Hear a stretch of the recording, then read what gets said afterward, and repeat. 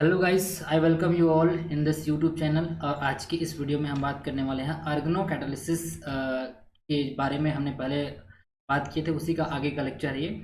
और इसमें हमने बात करेंगे कि आर्गनो मेटेलिक केमिस्ट्री के रिएक्शंस में मैकेनिज्म में कितने टाइप्स के रिएक्शंस होते हैं। तो शुरुआत करते हैं। आर्गनोमेटेलिक रिएक्शन की जनरली इस टाइप के जो आपके रिएक्शंस हैं आर्गनोमेटेलिक में देखने को मिलता है। जैसे ये ligand substitution reaction, oxidative addition, reductive elimination, insertion and de insertion, beta hydrogen elimination and alpha hydrogen abstraction. तो सबसे पहले हम बात करेंगे लिगेंड सब्स्टिट्यूशन रिएक्शन के बारे में, जो कि बहुत इंपॉर्टेंट रिएक्शंस हैं और ये जनरली बहुत ईजी रिएक्शंस हैं। जैसे लिगेंड सब्स्टिट्यूशन, नाम से ही आपको स्पष्ट हो रहा है कि सब्स्टिट्यूशन का मतलब क्या होता है। कोई एक ऐसा चीज जो आके दूसरे को क्या करेगा, सब्स्टिट्यूट करेगा और उसकी जगह को लेगा। तो इस टाइप के रिएक्शंस आपको ऑर्गेनोमेटेलिक कोऑर्डिनेशन केमिस्ट्री में भी देखने को मिलता है। जैसे मान लीजिए एक ए बी एक कंपाउंड है, ठीक है। और इसमें क्या हो रहा है, कोई दूसरा लिगेंड आ रहा है, एक्स जो है लिगेंड है। तो ये क्या करेगा, ये जो एक्स लिगेंड है इस बी को रिप्लेस करेगा और ए के साथ क्या बना लेगा, ए के साथ ये बॉन्ड बना लेगा ऐसे। तो ऐसे रिएक्शंस क्या कहलाते हैं, सब्स्टिट्यूशन रिएक्शन कहलाते हैं, ठीक है। ये तो आप सभी लोग जानते होंगे कि व्हाट आर द मतलब सब्स्टिट्यूशन रिएक्शन क्या होते हैं। अब देखते हैं कि सब्स्टिट्यूशन रिएक्शन कौन देगा इस ऑर्गेनोमेटेलिक केमिस्ट्री में, किस टाइप के सब्स्टिट्यूशन रिएक्शन होते हैं। जनरली सब्स्टिट्यूशन रिएक्शन दो टाइप के होते हैं, दो टाइप के मैकेनिज्म फॉलो करते हैं। एक होता है डिसोसिएटिव मैकेनिज्म, एक होता है एसोसिएटिव मैकेनिज्म, ठीक है। तो हमको पता है कि जो ऑर्गेनोमेटेलिक केमिस्ट्री में जो स्टेबल कॉम्प्लेक्स होते हैं, स्टेबल कंपाउंड होते हैं, वो 18 इलेक्ट्रॉन फॉलो करते हैं। आपने पहले पढ़े होंगे कि 18 इलेक्ट्रॉन फॉलो करते हुए जो कंपाउंड बनते हैं वो क्या होते हैं, स्टेबल कंपाउंड होते हैं। तो उसी इलेक्ट्रॉन, उसी नंबर ऑफ इलेक्ट्रॉन को हम फॉलो करते हुए देखते हैं कि what are the dissociative mechanism and the what are the associative mechanism. So when we talk about the dissociative mechanism, the complex which obey 18 electron rule undergoes substitution reaction by dissociative mechanism। dissociative का मतलब क्या होता है, आपका complex के पास अगर 18 electron है, ठीक है, तो वो 18 इलेक्ट्रॉन स्टेबल कॉन्फ़िगरेशन है। तो 18 से ये आगे 20 प्रोसीड नहीं करेगा, मतलब इसमें आके और जुड़ेगा नहीं। ये पहले क्या करेगा, 18 से क्या होना चाहेगा, ये अपने इलेक्ट्रॉन को लॉस करना चाहेगा। उसके बाद कोई इनकमिंग लिगेंड इसमें क्या होगा, आके जुड़ेगा। अब ये 18 से 20 क्यों नहीं होना चाहता, कहने का मतलब ये है कि 18 इलेक्ट्रॉन इंक्रीज क्यों नहीं होता। Because the alternative associative activation requires the formation of an energetically the unfavourable 20 electron activate complex. 20 electron जब कॉम्प्लेक्स फॉर्म होता है वो अनफेवरेबल होता है, इसलिए क्या करता है, जो 18 इलेक्ट्रॉन कॉम्प्लेक्स होते हैं वो डिसोसिएटिव पाथवे को फॉलो करते हैं। आगे देखेंगे कि किस टाइप के डिसोसिएटिव पाथवे फॉलो होता है।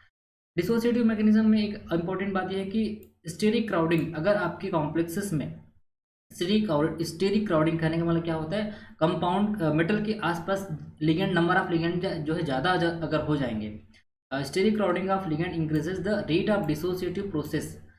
अब वो जितना ज़्यादा उसके पास भीड़ जमा होगा, जितना ज़्यादा मेटल के आसपास लिगेंड का नंबर ज़्यादा होगा, तो क्या होगा, वो उतनी ही आसानी से क्या हो सकता है, वो सब्स्टिट्यूट हो सकता है। और ये जो डिसोसिएटिव मैकेनिज्म है वो फर्स्ट ऑर्डर काइनेटिक्स होते हैं, ठीक है। इसमें जो कॉम्प्लेक्सेस होते हैं वो अपना जो रिएजेंट होते हैं, रिएक्टेंट होते हैं, उसी के ऊपर इसका क्या होता है, रेट जो है डिपेंड होता है। अब एसोसिएटिव मैकेनिज्म, दूसरा जो मैकेनिज्म है क्या है आपका, एसोसिएटिव मैकेनिज्म। एसोसिएटिव मैकेनिज्म में क्या होता है, सबसे पहले क्या होगा, आपके जो इनकमिंग लिगेंड होंगे वो कॉम्प्लेक्स में आके जुड़ेंगे, ठीक है। इसमें क्या हो रहा था, पहले 18 से 16 में कन्वर्ट होगा, लेकिन यहाँ पे आपको 16 और 17 जो इलेक्ट्रॉन कंपाउंड होंगे वो तुम्हारे क्या देते हैं, एसोसिएटिव देते हैं, ठीक है। इसका जो रेट होता है वो ज़्यादातर फास्टर होता है डिसोसिएटिव मैकेनिज्म से। और ये सेकेंड ऑर्डर काइनेटिक्स फॉलो करता है, क्योंकि इसमें इनकमिंग लिगेंड, आने वाले लिगेंड और जो पार्टिसिपेट हो रहे हैं रिएक्टेंट, उन दोनों की कंसंट्रेशन में आपका जो रिएक्शंस है वो क्या करता है, रेट है वो डिपेंड करता है।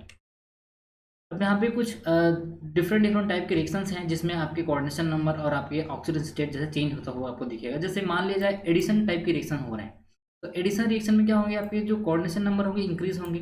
जैसे मान लीजिए 4 कोऑर्डिनेशन नंबर का आपका रिएक्टेंट है और दो और आके जुड़ रहा है, तो क्या हो जाएगा, ये 6 हो जाएगा। तो उसका कोऑर्डिनेशन नंबर क्या हो जाएगा, इंक्रीज होगा। फिर जो एडिशन टाइप के रिएक्शंस होते हैं उसमें क्या होंगे, तुम्हारे ऑक्सीडेशन स्टेट क्या होगा, चेंज नहीं होंगे। फिर डिसोसिएशन में क्या होंगे, डिक्रीज होंगे।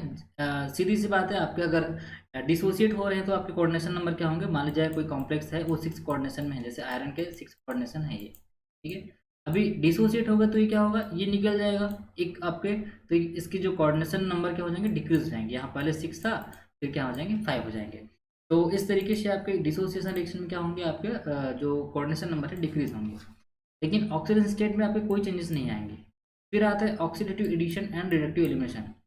ऑक्सीडेटिव एडिशन में क्या होंगे, आपके जो कोऑर्डिनेशन नंबर होंगे इंक्रीज होंगे, क्योंकि नाम से स्पष्ट हो रहा है ऑक्सीडेटिव एडिशन मतलब कुछ ऐसे लिगेंड आके जुड़ रहे हैं जो उसकी कोऑर्डिनेशन नंबर को बढ़ा रहे हैं। एंड देन ये formal oxidation state of metal is also getting increased. And the last one is reductive elimination. In this type of reaction, your coordination number is getting decreased, and your formal oxidation state of metal is also decreasing. So let us start about the dissociative mechanism. Dissociative mechanism is the most important pathway to form new complexes. Like when the new incoming ligand is coming into our compound, so we are getting form a new complex. Like most thermal reaction involving replacement of CO by another ligand. Like हम क्या कर रहे हैं, यहाँ पे आपके हमारे पास complex है टेट्रा कार्बोनिल निकेल। तो इस कार्बोनिल लिगेंड की जगह पे हम कोई दूसरा लिगेंड लाना चाह रहे हैं, ठीक है। तो सबसे पहले हमको इस एक 4 कार्बोनिल यहाँ पे दिख रहा होगा आपको। तो इस 4 कार्बोनिल से अगर हम कार्बोनिल लॉस नहीं करेंगे, मतलब यहाँ से कार्बोनिल निकालेंगे नहीं, तो हम दूसरा एड नहीं कर सकते। We can not add the another new ligand when we will not remove this carbonyl. तो क्या होता है, ये जो कार्बोनिल को देखो, यहाँ पे हमने क्या दिया, हीट दिया। ये यहाँ पे लिखा होगा आपको क्या, थर्मल। मोस्ट थर्मल रिएक्शन अगर हम हीट देते हैं तो ये क्या होता है, 18 इलेक्ट्रॉन कॉम्प्लेक्स से एक कार्बोनिल क्या हो जाएगा, लॉस हो जाएगा, और ये 16 में कन्वर्ट होगा। जैसे ही 16 में कन्वर्ट होगा, ये जो यहाँ पे लिखा loss of CO carbonyl from 18 electron complexes. अब क्या होगा, इस 2 इलेक्ट्रॉन कॉम्प्लेक्स के रिमूवल से, मतलब 2 इलेक्ट्रॉन आपके रिमूव हो गए, तो ऐसा लिगेंड जो 2 इलेक्ट्रॉन डोनेट करता है मेटल को, जैसे ये L, ठीक है, L इज इक्वल टू यहाँ पे फास्फिन ले सकते हैं, या फिर और जो कोई भी 2 इलेक्ट्रॉन डोनर हो सकते हैं।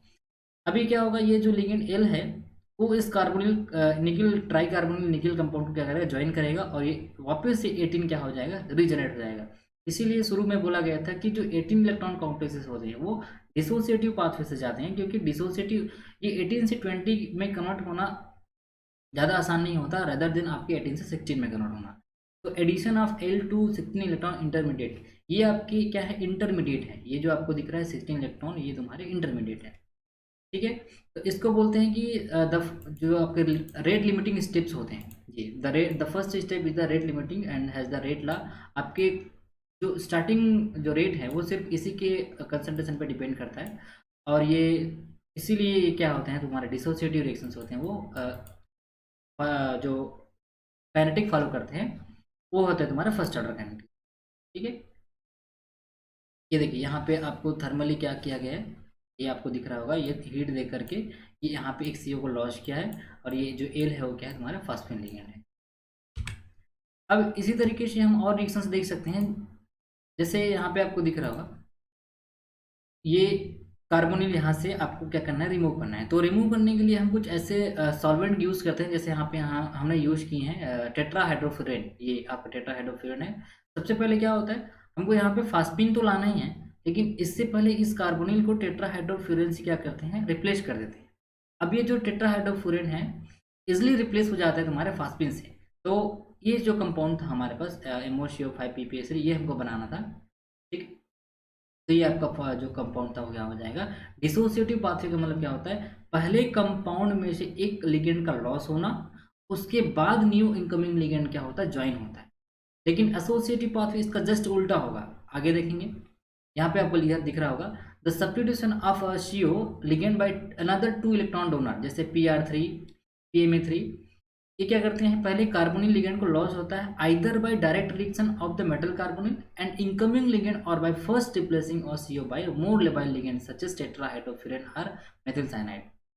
तो आगे और आपके रिएक्शन जैसे ये देखिए, यहाँ पे आपको जनरल फार्मूला दिख रहा है,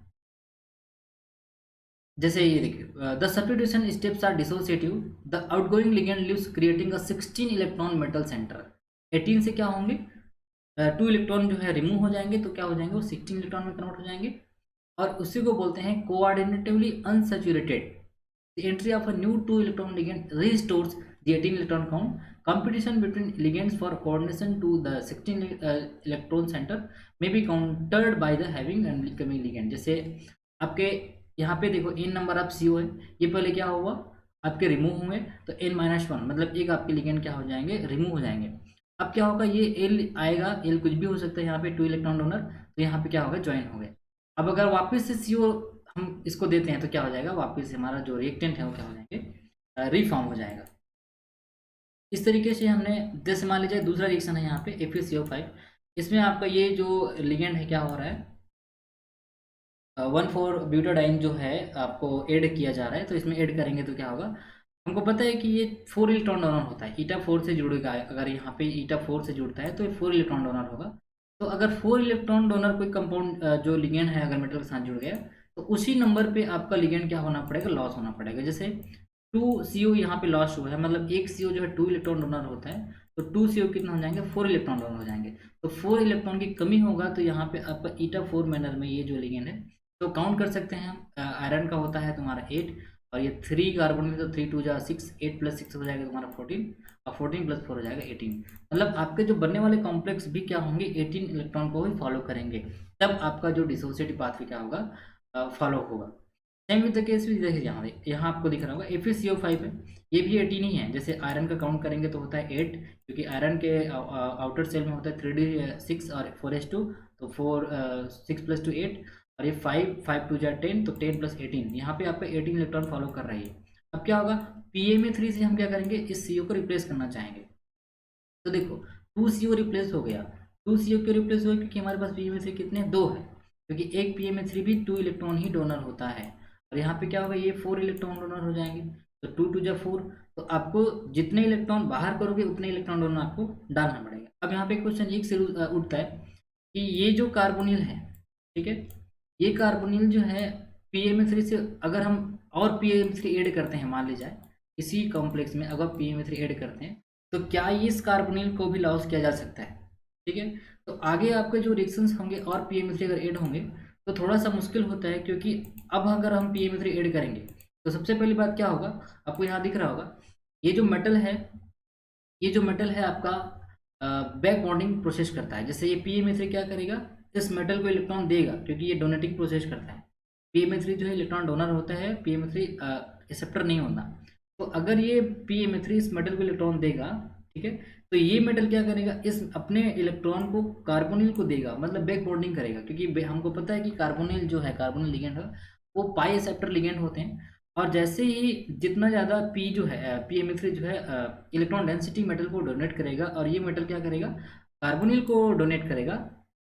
तो कार्बोनिल को डोनेट करने से क्या होगा, यहाँ पे बैक बॉन्डिंग की प्रोसेस बढ़ेगी। और बैक बॉन्डिंग हमको पता है, आपने पढ़ा होंगे फर्स्ट सेमेस्टर में या फिर प्रीवियस क्लासेस में, जैसे बैक बॉन्डिंग होता है तो क्या होता है, ये जो मेटल और कार्बन के बीच का बॉन्ड क्या होता है, स्ट्रांग होता है। और मेटल कार्बन के बीच बॉन्ड स्ट्रांग होने से क्या होता है, यहाँ पे आपका जो एक्टिवेशन एनर्जी है वो ज़्यादा होगा, और आपको ज़्यादा एनर्जी लगेगा, इसलिए ये जो फर्दर जो है CO क्या होता है, लॉस नहीं हो पाता, या फिर रिएक्शन क्या होता है, स्लो हो जाता है। इस तरीके से हम बैक बॉन्डिंग के कॉन्सेप्ट से ये भी जान सकते हैं कि मेटल कार्बन के बीच का बॉन्ड का स्ट्रेंथ कैसे होता है, ठीक है।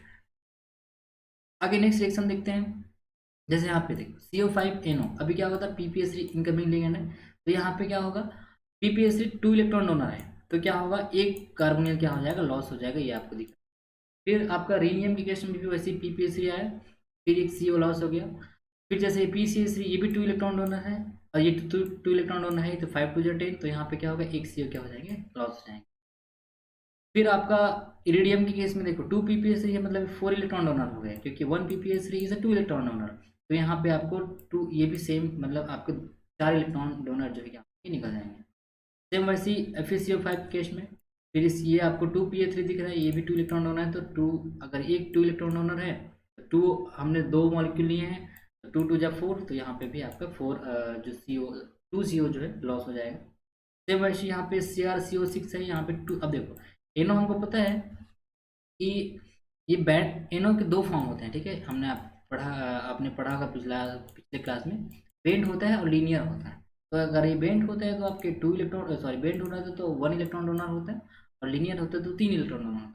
तो यहाँ पे आपको 3 इलेक्ट्रॉन डोनर के फैशन में अगर ये जुड़ता है, तो 3 टू जा 6, ये क्या करेगा 6 इलेक्ट्रॉन डोनेट करेगा। तो यहाँ से हमको 6 इलेक्ट्रॉन जो डोनेट कहने का मतलब 3 CO आपको लॉस करना पड़ेगा, तब जाके ये मेंटेन हो पाएगा। ठीक है, तो इस तरीके से यहाँ पे आपको लिख के दिखा रहा होगा 2 NO ligand always replace 3 CO ligand. क्यों? क्योंकि एक NO जो है 3 इलेक्ट्रॉन डोनर होता है, तो 2 कितना हो जाएंगे 6 हो जाएंगे, तो 3 CO लिगेंड कितना हो जाएंगे 6। तो जितने नंबर आप इलेक्ट्रॉन उनको डोनेट करते हैं उतने ही नंबर क्या करेंगे वो रिप्लेस कर पाएंगे। फिर सेकेंड प्रोसेस आता है एसोसिएटिव मैकेनिज्म। एसोसिएटिव मैकेनिज्म में क्या होगा, इस जस्ट उल्टा होगा, it is just reverse of the dissociative.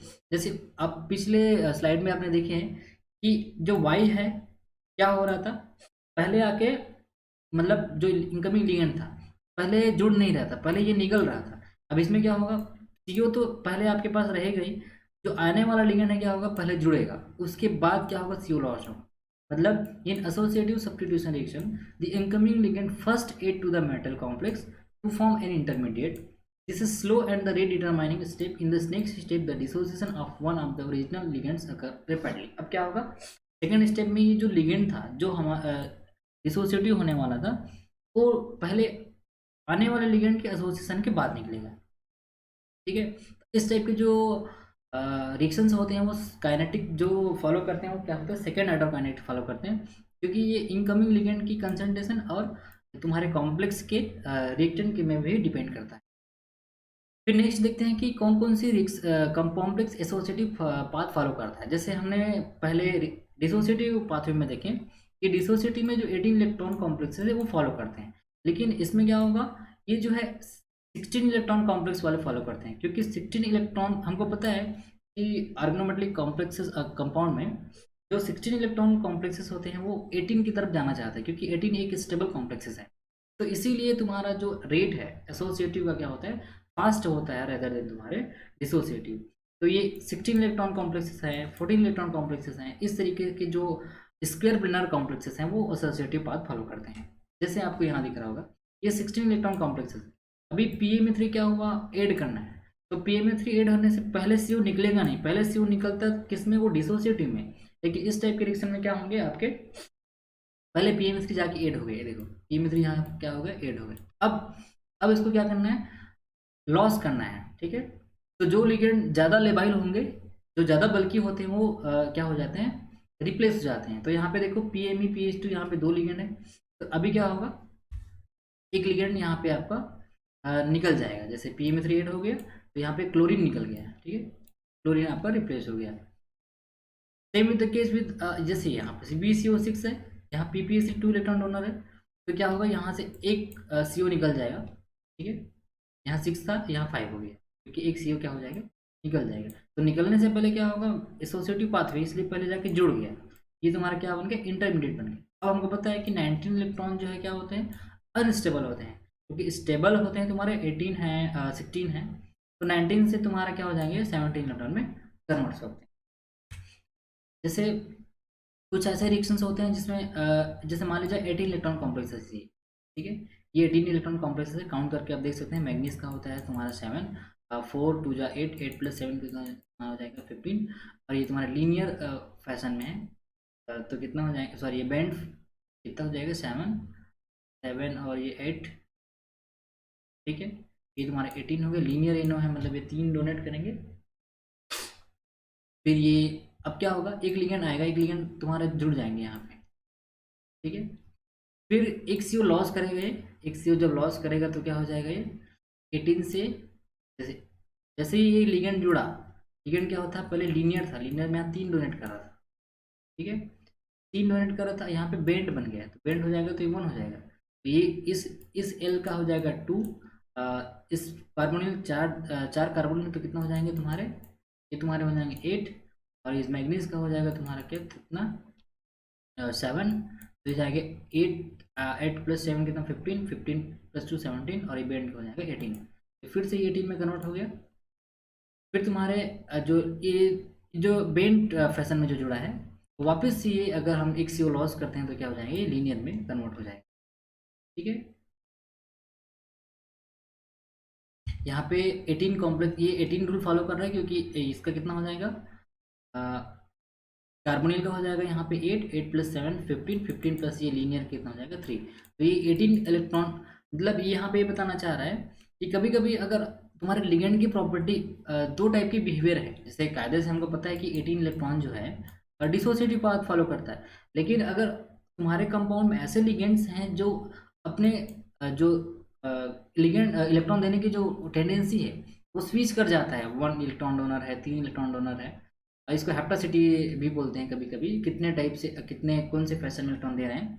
तो जैसे यहाँ पे 18 था, ठीक है, कायदे से वो अगर हम देखा जाए तो 16 इलेक्ट्रॉन जो है एसोसिएटिव पाथ फॉलो करता है, लेकिन कभी कभी आपके 18 इलेक्ट्रॉन कॉम्प्लेक्स भी तुम्हारे क्या कर सकते हैं, एसोसिएटिव पाथ फॉलो कर सकते हैं, तब जब आपका जो इस टाइप के लीनियर है वो बेंट में कन्वर्ट हो जाते हैं। मतलब यहाँ पे आपको 3 डोनेट कर रहा है ये नो, लेकिन ये बेंट फैशन में एक में आ जाता है, ठीक है। मतलब सीधा बात सिंपल ये कहा जा सकता है कि अगर आपके 18 इलेक्ट्रॉन कॉम्प्लेक्सेस को 16 इलेक्ट्रॉन में कन्वर्ट होने का कुछ चांसेस हैं, तो ये क्या हो सकता है, तुम्हारे एसोसिएटिव पाथवे जा सकता है, ठीक है। अब लास्ट ये देखते हैं कि associative pathway second order kinetic जो फॉलो करता है वो देखते हैं। जैसे ये MOCO6 है, ये लिगेंड आया, उसके साथ क्या कहिए ट्रांजिशन स्टेट बना लिया, तो association of MOCO6L। Second step में क्या होगा, ये जो आपका ट्रांजिशन स्टेट है, ये CO क्या हो जाएगा, लॉस हो जाएगा, ये loss of CO from transition state. तो इस तरीके से आपकी जो रेट है वो इनकमिंग लिगेंड और ये आपके रिएक्टेंट में डिपेंड करता है, इसलिए आपका जो इसका क्या है एसोसिएटिव पाथवे जो है दोनों का रेट मिक्स हो जाता है, और ये यूनिमोलिकुलर एंड बायोमोलिकुलर, मतलब आपके रेट जो है काइनेटिक्स से क्या हो जाएंगे, सेकेंड ऑर्डर काइनेटिक। फिर नेक्स्ट रिएक्शन देखते हैं ऑक्सीडेटिव एडिशन, ठीक है। ऑक्सीडेटिव एडिशन में क्या होंगे, इसमें डिसोसिएटिव पाथवे और एसोसिएटिव पाथवे की तरह नहीं होगा, ये बिल्कुल अलग होगा। इसमें क्या होगा, ये X और Y, ठीक है, एक तुम्हारे कंपाउंड है, इन दोनों के बीच का बॉन्ड ब्रेक होता है, ठीक है, बॉन्ड ब्रेक होगा। अब क्या होगा, ये एक CC के साथ जुड़ जाएगा, ये Y के साथ जुड़ जाएगा, ये आपको दिख रहा है। मतलब क्या, पहले मेटल का ऑक्सीडेशन स्टेट मान लीजिए 2 रहेगा, तो 2 और इसमें जुड़ जाएंगे, तो कितना हो जाएंगे, बाय 2 यूनिट ये इंक्रीज हो जाएगा। तो this reactions involve in increase in the oxidation state and the coordination number. देखो इसका कोऑर्डिनेशन नंबर भी बढ़ेगा, ये देखो यहाँ पे लिखा है ऑक्सीडेटिव एडिशन जब होगा तो आपकी कोऑर्डिनेशन नंबर भी बढ़ेगा और आपके ऑक्सीडेशन स्टेट भी बढ़ेगा और आपके इलेक्ट्रॉन काउंट भी बढ़ेंगे। And the reverse process of this oxidative addition is reductive elimination. When your reductive elimination process is happening, the coordination number is also getting increased and your oxidation state is getting decreased by 2 unit, and change in electron count is also getting decreased by 2 unit, because here some of the ligand is removing, that is called reductive elimination. So we will see gradually what are the oxidative addition and the reductive elimination. So when you look here about oxidative addition, there is some condition ki what are the condition and how the oxidative addition takes place. So first is the coordinatively unsaturated complexes in relatively low oxidation state undergoes a formal oxidation by 2 unit. It means when the compound is having higher the electron region or electron rich compound, it means आपके compound के पास क्या होंगे, जो metals होंगे वो oxidation कम होंगे, उनकी उनकी ऑक्सीजन स्टेट कम होगा, तो ज़्यादा मात्रा में उनके पास क्या होगा, इलेक्ट्रॉन होगा। जैसे मान लीजिए आयरन तुम्हारे कितने में है, 3+ में है, और एक में क्या होंगे 2+ में है, तो आपके जो ऑक्सीजन स्टेट क्या होंगे, लो 2+ वाले में ज़्यादा इलेक्ट्रॉन होंगे। तो वैसे ही जिनके पास लो ऑक्सीजन स्टेट होगा वो तुम्हारे ऑक्सीडेटिव एडिशन क्या करेंगे, शो करेंगे। फिर आता है addition of molecule XY with cleavage of XY single bond, ठीक है, जैसे यहाँ पे आपको लिखा होगा सिंगल बॉन्ड। जैसे ये देखो, ये क्या होगा, ये बॉन्ड टूटेगा, ये बॉन्ड टूटेगा तभी तो यहाँ पे X जो है और Y जो है अलग अलग आके जुड़ सकते हैं, तो ये कहलाता है तुम्हारा क्या, cleavage of XY single bond. फिर increase in the oxidation state of metal by 2 unit, same वही प्रोसेस जो मैंने बताया कि आपके जो ऑक्सीडेटिव एडिशन में क्या होंगे, आपके मेटल के ऑक्सीडेशन स्टेट जो है क्या होंगे, 2 यूनिट्स चेंज होंगे। फिर increase in the metal coordination by 2, all square planar of 16 complexes so oxidative addition. आपके 16 इलेक्ट्रॉन कॉम्प्लेक्सेस क्या होते हैं, ज़्यादातर ऑक्सीडेटिव एडिशन शो करते हैं। कहने का मतलब ये आपके इसमें 2 लिगेंड आके जुड़ेंगे और दोनों लिगेंड के जुड़ने से जैसे आपको यहाँ दिख रहा है कि आपके कोऑर्डिनेशन नंबर भी 2 से बढ़ेंगे और आपके ऑक्सीडेशन स्टेट भी 2 से बढ़ेंगे और आपके इलेक्ट्रॉन काउंट भी 2 से ही बढ़ेंगे। फिर कुछ पॉइंट्स हैं कि ऐसे कौन कौन से प्रॉपर्टीज है तुम्हारे ऑक्सीडेटिव एडिशन के। जैसे देखते हैं कि rate of oxidative addition decreases with increase in oxidation state. अब मान लीजिए आपके कंपाउंड में आपके मेटल का कोऑर्डिनेशन ऑक्सीडेशन स्टेट क्या होता है, इंक्रीज होता है। जैसे क्रोमियम 6+, Mn7+, Ta5+। तो जितना ज़्यादा ऑक्सीडेशन स्टेट होगा उतना ही इसके पास क्या होगा, कम इलेक्ट्रॉन होगा। कम इलेक्ट्रॉन होगा तो इनको क्या चाहिए, इलेक्ट्रॉन रिच मेटल चाहिए। इसीलिए आपके रेट जो है ऑक्सीडेटिव एडिशन का डिक्रीज होता है when your metal oxidation is increasing. And दूसरा, अगर आपके पास उनकी प्रिंसिपल क्वांटम नंबर बढ़ता है इंक्रीज विथ एन। जैसे आपको यहाँ पे दिख रहा होगा कि निकल के 2, पैलेडियम के 2 और प्लेटिनम के तीनों, ये क्या है यहाँ पे आपका सेम ऑक्सीजन स्टेट में है। ठीक है, तो अगर आपका ऑक्सीजन स्टेट तो सेम है तो यहाँ पे हम कैसे पता करेंगे कि कौन सा मेटल ज़्यादा फास्ट ऑक्सीडेटिव एडिशन शो करेगा। तो यहाँ पे आपको पता चलेगा कि डिक्रीज होगा। कहने का मतलब क्या, आपका प्रिंसिपल क्वांटम नंबर बढ़ा है, निकिल का कम है, फिर उससे बढ़ा, फिर इससे बढ़ा।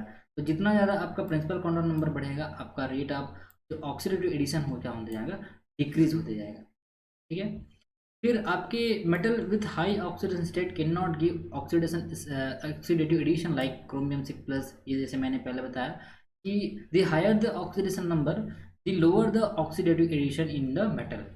D0 and D0 does not give oxidation state oxidative addition, क्योंकि इसके पास क्या है, इलेक्ट्रॉन ही नहीं है।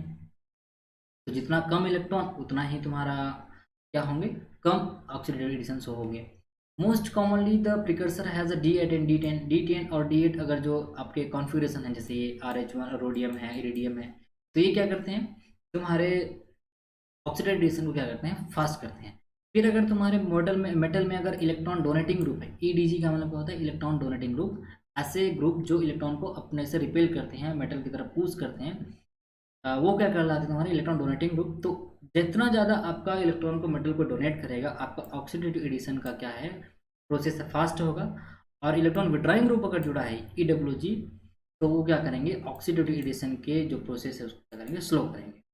ठीक है, जैसे अब फिर आता है नेक्स्ट सिग्मा डोनर लिगेंड। अगर सिग्मा डोनर लिगेंड आपके मेटल से जुड़ा है तो क्या होंगे, वो ऑक्सीडेटिव एडिशन की जो प्रोसेस है उसको इंक्रीज करेगा। Rate of oxidative addition increases when your sigma ligand attach to the metal. अगर पाई एक्सेप्टर लिगेंड है, पाई एक्सेप्टर लिगेंड है मतलब मेटल के इलेक्ट्रॉन को अपनी तरफ अगर खींचेगा तो ऑक्सीडेटिव एडिशन को क्या करेगा, वो स्लो करेगा, मतलब डिक्रीज करेगा। एंड सेकंड लास्ट है स्टेरिक हिंड्रेंस। स्टेरिक हिंड्रेंस का मतलब होता है मेटल के आसपास कितना ज़्यादा, एक प्रकार से कहा जा सकता है कि नंबर ऑफ लिगेंड ज़्यादा है। जितना ज़्यादा नंबर ऑफ लिगेंड होगा तो इनकमिंग लिगेंड को क्या करेगा, वो रोकेगा आने के लिए। ठीक है, जैसे आपको 4-5 लोग घेर के रखे हैं तो कोई आने वाला आदमी आपके पास नहीं आ सकता। जितना ज़्यादा आपके पास हिंड्रेंस होगा, the more the steric hindrance that decreases the oxidative addition, तो इनकमिंग लिगेंड क्या होगा, नहीं आ पाएगा। ठीक है, इस तरीके से आपने कुछ पॉइंट्स देखे कि क्या क्या ऑक्सीडेटिव एडिशन के पॉइंट्स हैं। फिर ये आपका लास्ट है कार्बन हाइड्रोजन बॉन्ड का जो एक्टिवेशन रिएक्शंस हैं, ये भी बहुत की रोल प्ले करता है ऑक्सीडेशन स्टेट में। जितना जल्दी से ये बॉन्ड तुम्हारे एक्टिवेट हो जाएंगे उतने आसानी से लिगेंड क्या हो के आगे जुड़ जाएंगे। फिर ऑक्सीडेटिव एडिशन के कुछ एक प्रकार से कंडीशंस हैं कि कैसे कैसे टाइप के मेटल ऑक्सीडेटिव एडिशन करेंगे। मान लीजिए आपके आने वाला जो इनकमिंग लिगेंड है वो नॉन पोलर है। ठीक है, तो नॉन पोलर है तो कौन सी पोजीशन में ऐड होगा, if your compound the incoming ligand is polar, तो ये कौन से टाइप के एडिशन देंगे।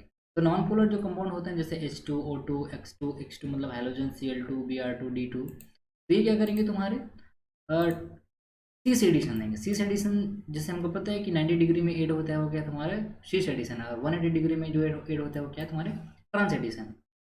और यहाँ पे आप कंसंट्रेटेड मैकेनिज्म से जाना पड़ता है नॉन पोलर एडिशन में। और ये पोलर जो कंपाउंड अगर आता है जैसे ये RX है, RX का मतलब तुम्हारे हो जाएंगे मेथिल आयोडाइड CH3I CH3Cl, और ये MECl HCl MEBr, ये सब तुम्हारे क्या है, तुम्हारे पोलर कंपाउंड है। पोलर और नॉन पोलर तो आपको पता ही है।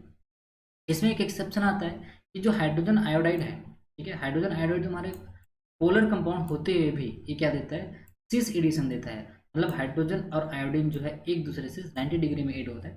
देखेंगे आगे, जैसे ये आपका पहला एडिशन H2 का होने वाला है। ऑक्सीडेटिव एडिशन में हमने देखे कि इसका कोऑर्डिनेशन नंबर भी कितना है, 4 है, लेकिन जुड़ने के बाद कितना हो गया, यहाँ देखो, जुड़ने के बाद आपका जो कोऑर्डिनेशन नंबर हो जाएगा 2 से बढ़ेगा बोलो तो ये हो जाएगा 6, 1 2 3 4 5 6। इस तरीके से आपका जो इलेक्ट्रॉन काउंट यहाँ पे 16 है, काउंट करके देख सकते हैं, तो यहाँ पे हो जाएगा आपका। तो जो दोनों हैं, आपका कोऑर्डिनेशन नंबर और आपके इलेक्ट्रॉन काउंट और आपके ऑक्सीजन स्टेट भी क्या हो जाएंगे, 2 से इंक्रीज हो जाएंगे। फिर अगर O2 का वास्कस कॉम्प्लेक्स, ये जो कॉम्प्लेक्स कहलाता है वास्कस कॉम्प्लेक्स है, ठीक है, वास्कस कॉम्प्लेक्स बोलते हैं ये इरिडियम ClCO P को। अगर ये O2 का एडिशन होता है तो O2 जो इस तरीके से ऐड होता है आपके इसमें वास्कस कॉम्प्लेक्स में। तो इस रिएक्शन में क्या हो रहा है, O2 का जो बॉन्ड ऑर्डर है नॉट कम्प्लीटली ब्रोकन नहीं हो रहा है, ये पार्शियली आपके बॉन्ड ऑर्डर जो है, यहाँ पे O में क्या था, डबल बॉन्ड था, लेकिन यहाँ पे आके सिंगल बॉन्ड हो रहा है। इस तरीके से आपके ऑक्सीजन का एडिशन होता है। फिर वैसे Cl2 देखो, Cl2 क्या है तुम्हारे, पोलर है कि नॉन पोलर, यहाँ पे आपको दिख रहा होगा नॉन पोलर है। तो नॉन पोलर में जो एडिशन होगा क्या होगा, सीस बोला हूँ मैं, ठीक है। तो यहाँ पे आपको सीस एडिशन दिख रहा होगा, ये दोनों क्या एक दूसरे से 90 डिग्री, ठीक है। अगर यही क्लोरीन इसके साथ यहाँ जुड़ता है तो क्या होता है 180, मतलब ट्रांस। आगे देखेंगे ट्रांस एडिशन कैसे होता है। फिर एल्कीन का भी और एल्काइन का भी वास्कस कॉम्प्लेक्स में एडिशन होता है। तो ये देखो आपका एल्कीन का एडिशन हो रहा है इस तरीके से, और ये एल्काइन का एडिशन होगा तो इस तरीके से तुम्हारे एडिशन होंगे। फिर ये मेथेन का एडिशन कर रहे हैं, ये पे प्लेटिनम यहाँ पे ऐड हो जाएंगे दोनों, ये H और CH3। तो एक जैसे ये तुम्हारे क्या है, मेथेन तुम्हारे क्या है, नॉन पोलर कंपाउंड है, तो तुम्हारे सीस एडिशन हो जाएंगी 90 डिग्री। फिर ये फुलेरिन में, फुलेरिन का भी इरिडियम के साथ दो, यहाँ पे जो बीच का कार्बन होता है डबल बॉन्ड होता है, वहाँ से ये क्या करता है, ये इरिडियम वाला यहाँ से आपके जैसे यहाँ पे इसका कोऑर्डिनेशन कितना है, 2 और 3 4, 4 से कितना हो जाएगा यहाँ पे 6 हो जाएगा। इस तरीके से आपके फुलेरिन में भी ऐड हो सकता है। जैसे ये मैं बात कर रहा था, ये जो नॉन पोलर कंपाउंड होते हैं, देखो ये दोनों आपको एक ही पोजीशन में दिख रहा होगा, ये ग्रीन ग्रीन हाइड्रोजन दिख रहा है, वो 30 पोजीशन में ऐड हुआ है, ठीक है। यहाँ पे इसका कोऑर्डिनेशन नंबर कितना है, 1 है, सॉरी ऑक्सीजन स्टेट कितना है, 1 है, लेकिन यहाँ पे देखो 3 हो गया, मतलब क्या हो गया, 2 से इंक्रीज हो गए। फिर अगर ये मेथिल ब्रोमाइड क्या है तुम्हारे, पोलर कंपाउंड, पोलर कंपाउंड क्या देंगे, ट्रांस देंगे, ये देखो ये एक दूसरे से क्या है 180 डिग्री में, तो ये ट्रांस एडिशन देंगे और इरिडियम का ऑक्सीजन स्टेट क्या हो जाएगा, 3 हो जाएगा। But when we move towards hydrogen iodide, hydrogen iodide gas में क्या होंगे, ये देखो ये it is polar compound but it is giving your cis addition, ठीक है, ये सीस पोजीशन में देता है, इसलिए इसको एक्सेप्शन बोला गया है कि जो हाइड्रोजन आयोडाइड है ये क्या करते हैं, सीस पोजीशन में एडिशन देते हैं। तो याद रखना हाइड्रोजन आयोडाइड जो है पोलर होते हुए भी आपके नॉन क्या बोलते हैं, ट्रांस एडिशन ना देके सीस एडिशन देते हैं, ठीक है। सीस पोजीशन में आपका क्या करता है, कंपाउंड को ऐड करता है। अब इसके कुछ रिलेटिव एलिमेंट्स क्या बोलते हैं, ऑक्सीडेटिव एडिशन के कुछ वो हैं। ये ऑक्सीडेटिव एडिशन अगर इस टाइप के, जैसे मेथिल आयोडाइड है, एथिल आयोडाइड है, आइसोप्रोपिल आयोडाइड है, तो मेथिल आयोडाइड का जो है रेट फास्ट होगा, फिर तुम्हारे एथिल आयोडाइड का एडिशन होगा, फिर आइसोप्रोपिल आयोडाइड का। मतलब जितना ज़्यादा आपका स्टेरिक हिंड्रेंस बढ़ेगा, देखो मेथिल में 1 कार्बन, फिर 2 कार्बन, फिर 3 कार्बन, तो नंबर ऑफ कार्बन बढ़ रहा है, मतलब क्या हो रहा है, आपको जुड़ने के लिए ज़्यादा जगह चाहिए। तो जितना ज़्यादा बड़ा आपके मॉलिक्यूल्स आने वाले लिगेंड होंगे वो तुम्हारे क्या होंगे, डिक्रीज करेंगे ऑक्सीडेटिव एडिशन। और same with the case with ये आपका हाइलाइड आल्सो, अगर आपके आयोडीन है, ब्रोमाइन है, क्लोरीन है, तो आपके बेसिक कैरेक्टर अगर बढ़ते हैं, ठीक है, तो ये क्या होते हैं, हमारा जो लिगेंड की जुड़ने की टेंडेंसी वो ज़्यादा बढ़ेगा। तो जो मिथिल आयोडाइड है उनका ज़्यादा एडिशन पहले होगा, फिर ब्रोमाइड का, फिर क्लोरीन। फिर एक एडिशन में जो ऑक्सीडेटिव एडिशन का एक पॉइंट है, तुम्हारा साइक्लोमेटालाइजेशन कहलाता है ये। मतलब इसमें क्या होंगे, इंट्रामोलिकुलर होंगे, कोई बाहर से लिगेंड नहीं आएंगे, उसी कंपाउंड के लिगेंड में जो जुड़े होंगे वहीं से क्या हो जाएंगे, उनका ऑक्सीडेटिव एडिशन हो जाएंगे। ये बहुत इंपॉर्टेंट है, इसको आर्थोमेटालाइजेशन भी बोलते हैं। ये क्या होता है, oxidative addition in which in ortho position of an atomic ring, sorry aromatic ring becomes attach to the metal. देखो यहाँ पे आपको दिख रहा होगा PP3ClCO, ये भी वास्कस कॉम्प्लेक्स है, ये इरिडियम+1 में है, 16 इलेक्ट्रॉन कॉम्प्लेक्स है, स्क्वायर प्लनर है। अब मैं क्या बोल रहा हूँ, ऑक्सीडेटिव एडिशन के लिए क्या होना चाहिए, दूसरा लिगेंड आके जुड़ेगा, लेकिन कभी कभी क्या होता है इसी कंपाउंड के, जैसे यहाँ पे देखो PPH मतलब क्या, फेनिल रिंग है, जैसे इस टाइप के 3 रिंग है यहाँ पे, ठीक है। तो ये जो PPH रिंग है उसी रिंग के एक हाइड्रोजन, यहाँ पर रिंग में हाइड्रोजन है, वो क्या करता है, उस मेटल से अगोस्टिक इंटरेक्शन कर लेता है। ठीक है, अब देखो यहाँ पे इसका कोऑर्डिनेशन नंबर 4 है, लेकिन जैसे ही क्या करेगा वो अगोस्टिक इंटरेक्शन करेगा तुम्हारे इस कंपाउंड से, ये इस रिंग के हाइड्रोजन से, तो इसका जो कोऑर्डिनेशन नंबर हो जाएगा वो 6 हो जाएगा। तो यहाँ पे आपको बाहर से कोई लिगेंड नहीं आ रहा है, उसी रिंग उसी कॉम्प्लेक्सेस की जो लिगेंड है वहाँ पे क्या कर रहा है, तुम्हारा ऑक्सीडेटिव एडिशन कर रहा है।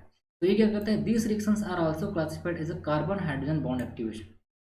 यहाँ पे कार्बन है, यहाँ पे हाइड्रोजन है, इस कार्बन हाइड्रोजन बॉन्ड को एक्टिवेट करने का काम करता है। ठीक है, और ये करता है कार्बन हाइड्रोजन बॉन्ड को क्लीवेज करता है। देखो यहाँ पे कार्बन हाइड्रोजन बॉन्ड आपको दिख रहा होगा, मैं डिनोट कर, ये आपको दिख रहा है कार्बन हाइड्रोजन बॉन्ड, यहाँ पे कार्बन यहाँ पे हाइड्रोजन, इस बॉन्ड को क्या करता है, ब्रेक करने का काम करता है। तो ऐसे टाइप के जो रिएक्शंस होते हैं carbon hydrogen bond activation reaction कहलाते हैं। ठीक है, इसको आर्थोमेटलिज्म भी बोलते हैं, क्योंकि देखो ये क्या है, तुम्हारे आर्थो पोजीशन के हाइड्रोजन कहाँ पे जा रहे हैं, मेटल पे जा रहा है। ये हाइड्रोजन पहले यहाँ था, फिर मेटल में ट्रांसफर हो गया, ये देखो। ठीक है, तो इसको भी हम क्या बोलते हैं, साइक्लोमेटलेशन या फिर orthometalation reactions, intramolecular oxidation addition reaction. क्योंकि इस टाइप के जो रिएक्शंस हैं उसमें क्या हो रहे हैं कि लिगेंड बाहर से नहीं आ रहे हैं, ortho carbon to the phosphorus, ये फास्फोरस की आर्थो कार्बन पे triphenyl phosphine ligand and the hydrogen originally in the ortho position add to iridium resulting in a 4-membered ring involving the iridium centre. इसको बोलते हैं, अगर आपको question में पूछा गया कि व्हाट इज साइक्लोमेटलेशन एक्सप्लेन, तो साइक्लोमेटलेशन में याद रखना, ये जो फास्फीन रिंग के हाइड्रोजन का ट्रांसफर होता है मेटल में, इसको अगोस्टिक इंटरेक्शन बोलते हैं। ठीक है, जैसे ये दिख रहा हो आपको, और ये देखिए इस मेटल का हाइड्रोजन, इस ये जो मेटल है ये वो इस फास्फीन रिंग के हाइड्रोजन को क्या करता है, अपने में एक प्रकार से खींच लेता है। ठीक है, इसको बोलते हैं इंटरेक्शन, अगोस्टिक इंटरेक्शन बोलते हैं। जैसे ये मेटल हाइड्रोजन और ये तुम्हारा आर ग्रुप, तो इस तरीके से, जैसे यहाँ देखो ये तुम्हारा मेटल है, ये तुम्हारा CH3 है, CH3 का हाइड्रोजन को, ये अल्फा हाइड्रोजन है, ये बीटा, इस नंबर ऑफ आपके हाइड्रोजन कहाँ पे प्रेजेंट है, अगर आपके बीटा पोजीशन पे हाइड्रोजन तो बीटा हाइड्रोजन, फिर गामा, फिर डेल्टा। जैसे देखो ये मेटल है, मेटल के बाद अल्फा बीटा गामा और डेल्टा, तो ये डेल्टा हाइड्रोजन को अगर अगोस्टिक इंटरेक्शन से क्या करता है, ये अपने तरफ खींच लेता है, उसको बोलते हैं साइक्लोमेटलेशन प्रोसेस। तो ये और एग्जांपल है, जैसे ये टाइटेनियम, टाइटेनियम क्या करता है, इस यहाँ पे आपका क्या है, टाइटेनियम के पास हमें 2 हाइड्रोजन है। ठीक है, जैसे ये तुम्हारा अल्फा कार्बन हो गया, तुम्हारे बीटा कार्बन हो गया, तो इस बीटा कार्बन के CH3 के एक हाइड्रोजन क्या करे, वो अपने में खींच रहा है। ये देखो, ये आपके इंटरेक्शन का हमारा अगोस्टिक इंटरेक्शन। तो अब आगे चलते हैं, नेक्स्ट जो रिएक्शंस है वो है रिडक्टिव एलिमिनेशन। अभी क्या होगा, रिडक्टिव एलिमिनेशन जो है रिवर्स होता है तुम्हारे ऑक्सीडेटिव प्रोसेस का। ऑक्सीडेटिव प्रोसेस क्या है, ऑक्सीडेटिव रिएक्शंस में क्या होते हैं, तुम्हारे लिगेंड जुड़ते हैं, लेकिन रिडक्टिव एलिमिनेशन में क्या होता है, लिगेंड क्या होते हैं, निकलते हैं।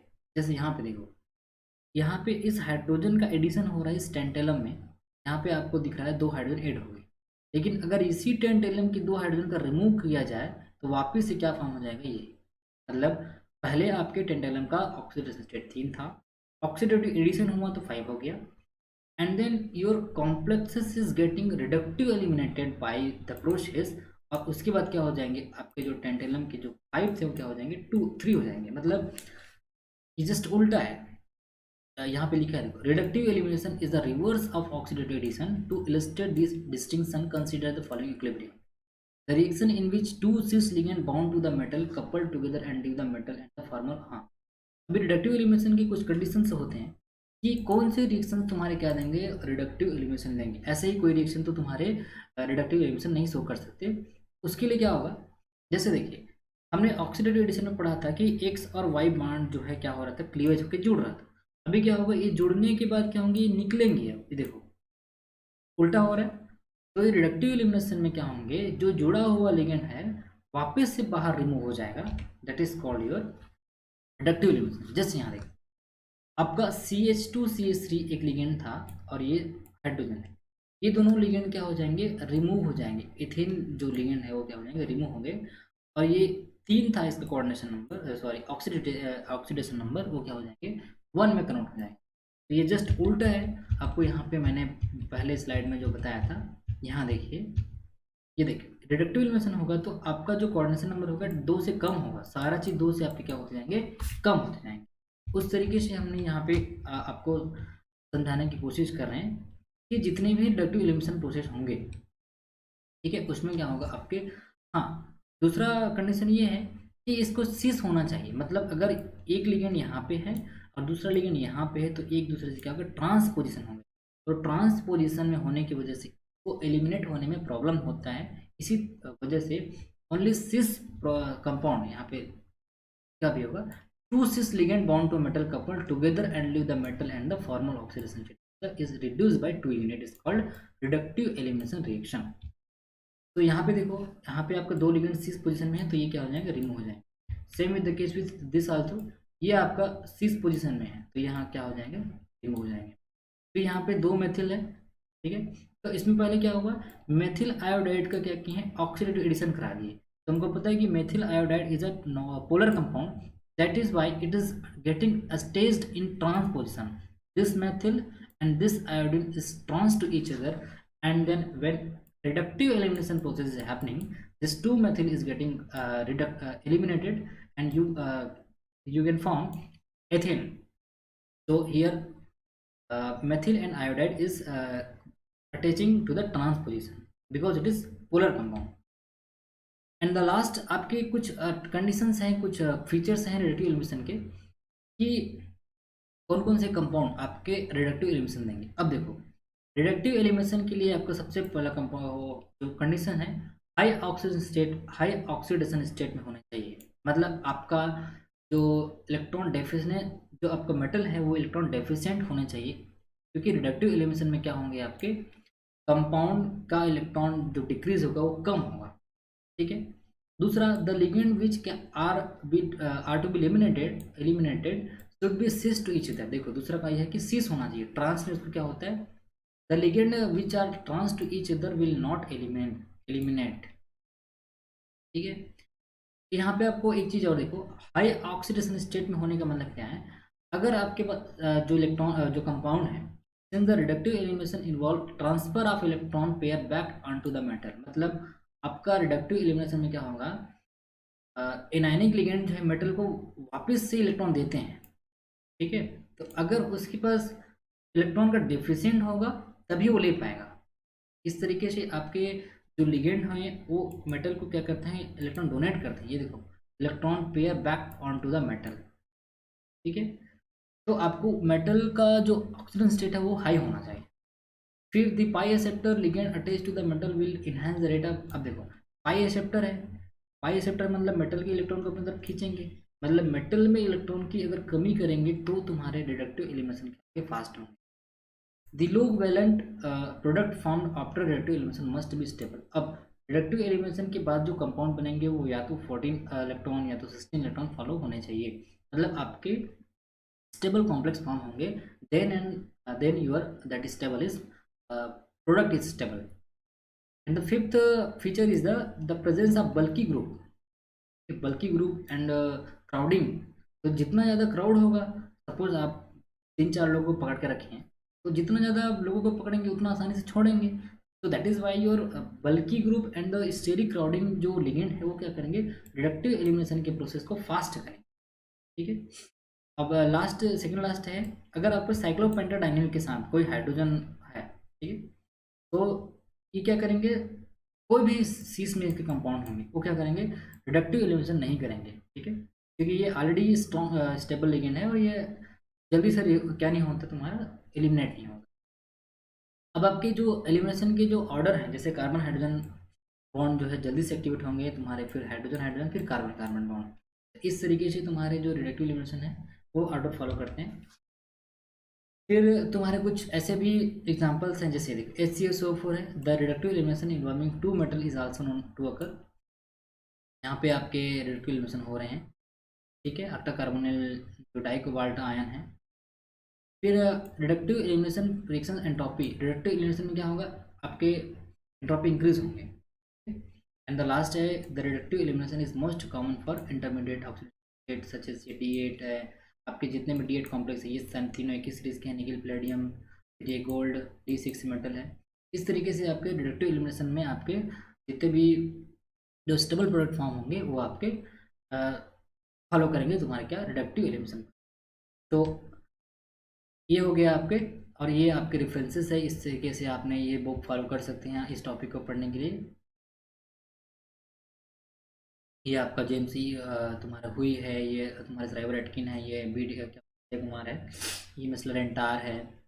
इस तरीके से हमने जितने भी रिएक्शंस हैं, 3 रिएक्शन देखें, सब्स्टिट्यूशन रिएक्शन और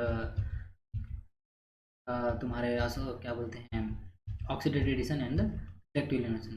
तो ये आपके 3 रिएक्शन कंप्लीट हो गए। आगे हम ये नीचे के और तीनों रिएक्शन देखने वाले हैं। तो आई होप आप सभी लोगों को ये जो टॉपिक है समझ आया होगा।